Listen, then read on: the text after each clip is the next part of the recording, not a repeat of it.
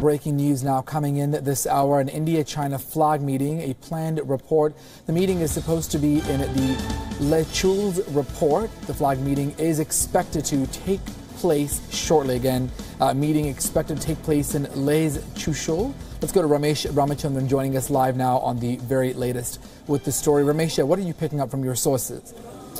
Thank you, Archit. So this is what we are given to understand, that a flag meeting has been planned today at Chushul in India's district of Leh in the northern Indian state of Jammu and Kashmir. Now this comes the day after the reported incursions by the Chinese People's Liberation Army or PLA in Ladakh near the Pangong Lake. For the first time ever, we've seen Chinese make incursions around the Pangong Lake twice between 6 a.m. and 9 a.m. yesterday in an area called Finger 4 and Finger 5. So this is in and around the Pangong Lake, part of which falls in Indian territory, and the remainder is on the Tibetan side of the line of actual control.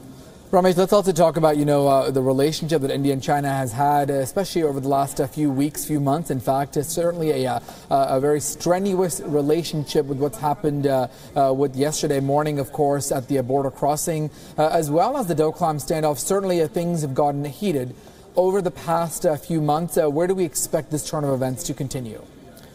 Well, actually, if you look at India-China relationship over decades now, it's been marked by cooperation and confrontation, more cooperation than confrontation. Not a single bullet has been fired at the line of actual control since 1962. That's 55 years ago.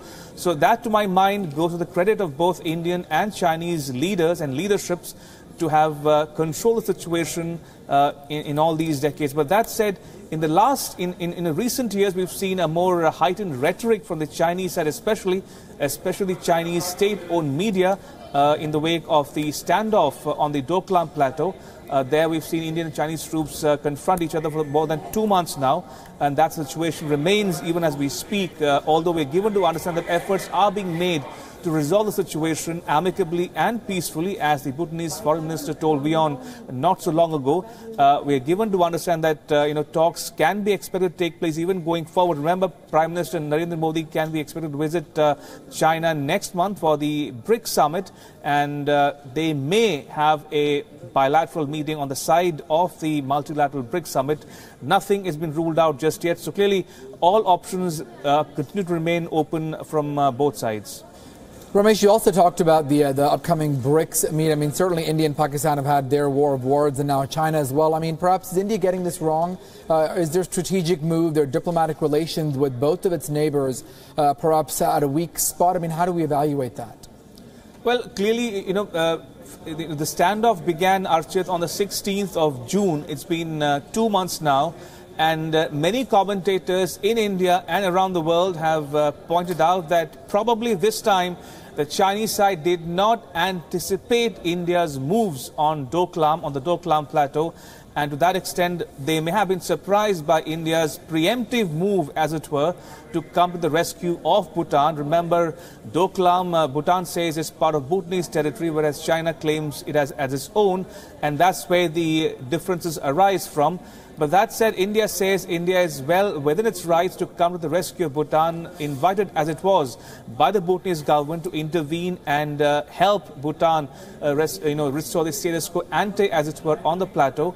But that said, these are early days, and it's been 2 months, but the standoff persists.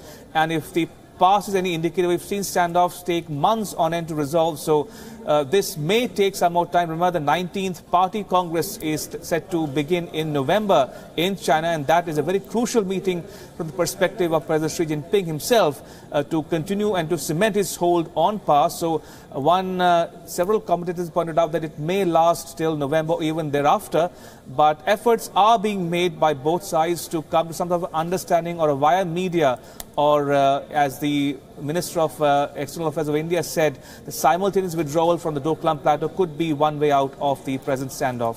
And lastly, Ramesh, let's also get some perspective on perhaps Nepal's stance and even Bhutan's stance. I mean, have we heard enough about either one of them when it comes to picking between India and China? I mean, where do our neighbors perhaps sit when it comes to supporting either of their two neighbors as well? Well, clearly, Archit, both Bhutan and Nepal are wary, to say the least, of escalating or the prospects or the possibility of escalating tensions between India and China in view of or in the wake of the Doklam standoff.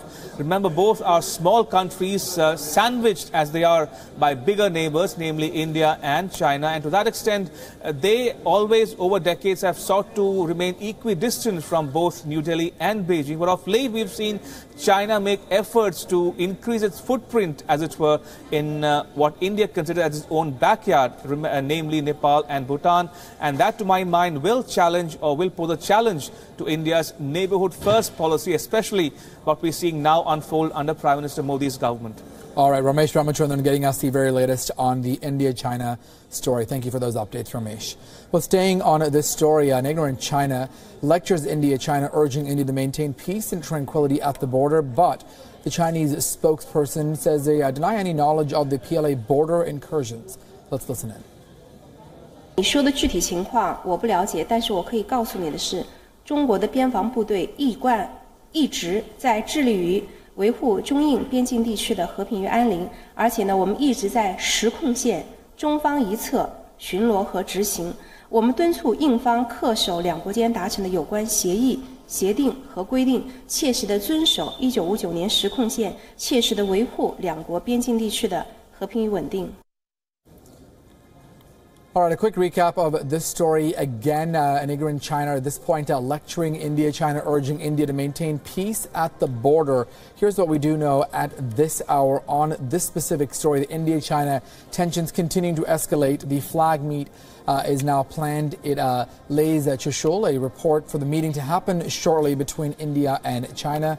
India telling China that India needs to learn how to maintain peace and tranquility at the border. Chinese spokesperson says they deny any knowledge of the PLA border incursions that took place on Independence Day. To get more perspective, let's go back to Ramesh Ramachandran. Ramesh, you know, how interesting or how surprised are you the fact that China denies any of the incursions that took place on Independence Day?